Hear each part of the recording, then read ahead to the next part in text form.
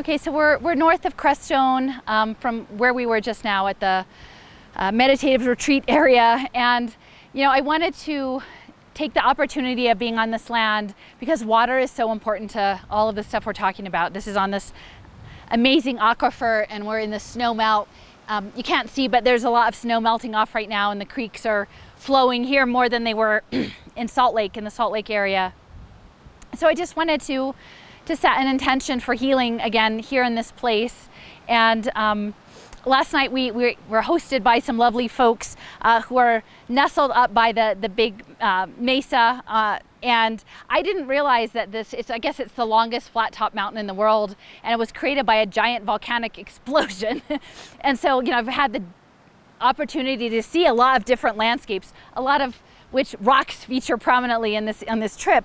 And the whole landscape up there, it's juniper and cedar and these rocks of all different. This is a small one. I said, do you mind if I take one? But I think in terms of the intention of disrupting the blockchain attempt at hijacking natural life onto for scientific management purposes, I thought that a volcanic rock would be a lovely thing to bring in terms of the potentially explosive and disruptive element of nature in all of the best laid plans that man has set out here.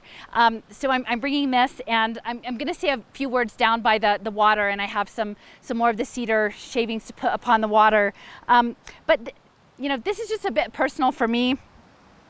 This has been a hard year for all of us navigating all of the trauma, and like in my own personal life, I have like close family members on both sides, both my young adult child and my father, that are distanced from me now at this point. And I feel very sad about that, but I feel like that love is still a bridge across. And so my child doesn't really understand what it is that I'm doing or why I'm doing it. And but I know in their heart that they love me and everything. And so this is a little necklace that they made like years ago for me.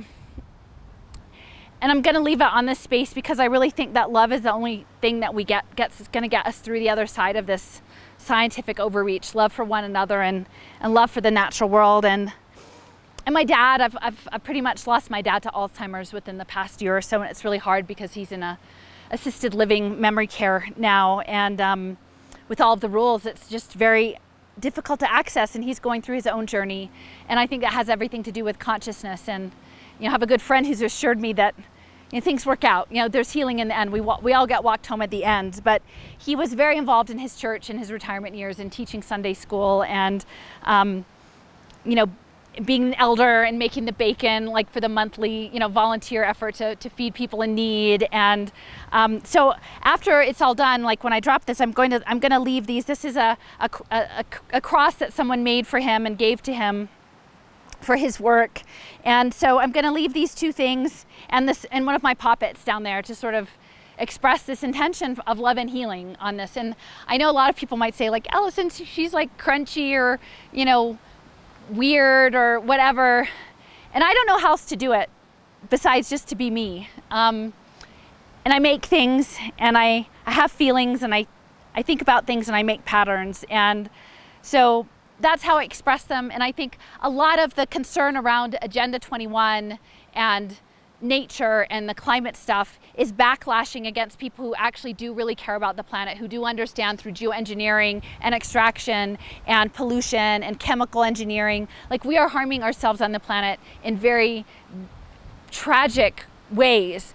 And that's what we have to come to terms with. So when we walk forward into the care of nature, people who say, oh, it's the pagans or it's the the land worshippers, and they're the evil ones working with the communists to take over the world, to restrict our freedoms. It's not that. It's not that. What we're coming from is a place of collective care and healing is what we're trying to do. So anyway, this feels like a personal stop for me. I know that there's probably a lot of energy in terms of institutionalized space down in there. But this was sacred land for the Ute people and the Comanche people, and they would come here to do ceremony. And then they were never, my understanding is, meant to settle in this place. Is a sacred place to come and go from. And so hopefully it's okay that I leave my intention here for the healing of my family and then our larger collective healing in this time. So I'm gonna go down to the water.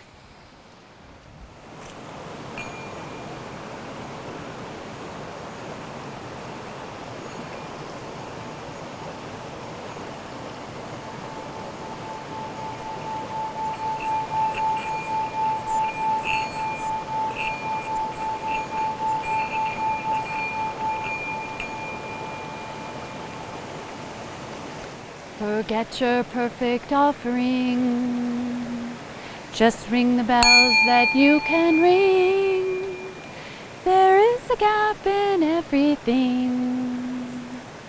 That's how the light gets in. That's how the light gets in. That's how the light gets in. So I just wanted to start off saying to forget your perfect offering, because if anything has proven truth, it's that we're all imperfect beings. And we're really fighting, when Cliff and I were talking at the cliffside about the tyranny of experts, I feel after 2 years of trying to talk about social impact investing, it feels so overwhelming for people that often they would like to see me as an expert, and to imagine that until they get it all down, pin out down all the parts, they can't start talking about it. And I want to just dispel that idea. You don't have to know all of the things. You don't have to get it all perfectly right to start the conversation and to start to ask the questions. And I think, Jason and I were talking, and he said he might end up doing a little bit of video conversation about how you can share information, knowing that you're not going to make it perfect every time. And that's fine, because that's how we're human. So just forget the perfect. The good is fine. The effort is fine and is appreciated. So one of the things I'm going to just put in the creek, I have a bit of Wissahickon schist from home, and it's very sparkly. There's not a lot of light on it now, but it has this spark. And I just wanted to share a quick story of an article that I came across in the course of my research of looking into the Stolmans and Stephen Lloyd Stolman's connection to the Weitzman Institute, and the fact that the Weitzman Institute created this computer that in 1963, and that the person who was the most esteemed thought leader around mysticism in the Jewish faith said, "You've just created the golem." And they had this conversation about the creation of the mechanized helper out of clay that the Rabbi of Prague created. And when the golem was created, it only came to life when he put the word of God into its mouth. And that was the spark. And so in all of this, the holographic reality, the golems will never have the spark. The digital twins will never have the spark of life, the spark of the sacred, the spark that is God in us. And so this represents that sacred spark and that intention that all of us become lit up with the sacredness inside of us and tap into the larger energetic field of the natural world and one another. In this little bag, I have a few other things. I'm going to just walk down to the water and set them afloat. I have some pine cones from Utah and some sage, and I still have some cedar bark from our earlier trip. And with that, we're going to put our intentions, because it's spring, right? Spring is coming, winter is behind us, and there's a world of possibilities, but we need to have our minds reset, and this has been a wonderful resetting for all of us, I think, energetically, and with a conviction of making the world that we want. Despite great odds, despite the rocky cliffs that loom above, that we have the power of the lichen and the water over the rocks. And when I was talking to Cliff, he had some very good advice about balance and entanglements and working to not be the branches that get caught up in the rocky boulders, but to navigate the stream and go around. So when we're confronting these obstacles, to do our best to not give them into our energy and to move on, to disentangle and to move on the course. And so to me, this beautiful stream from the mountain snows that's going down through the sacred land, some of it into the sacred aquifer, is a vessel, I think, for our intentions. So I'm just going to go down and set these afloat.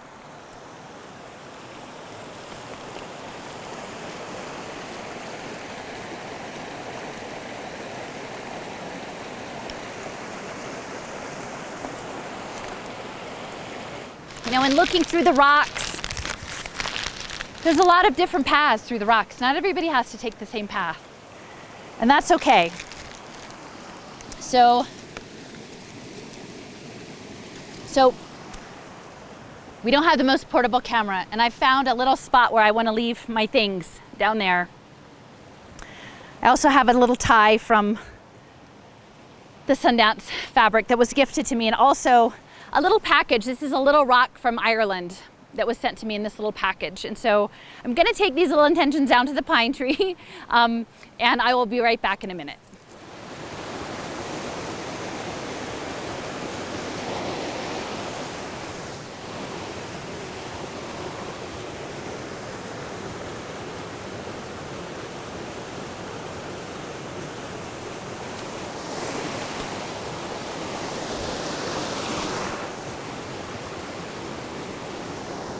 And that's it.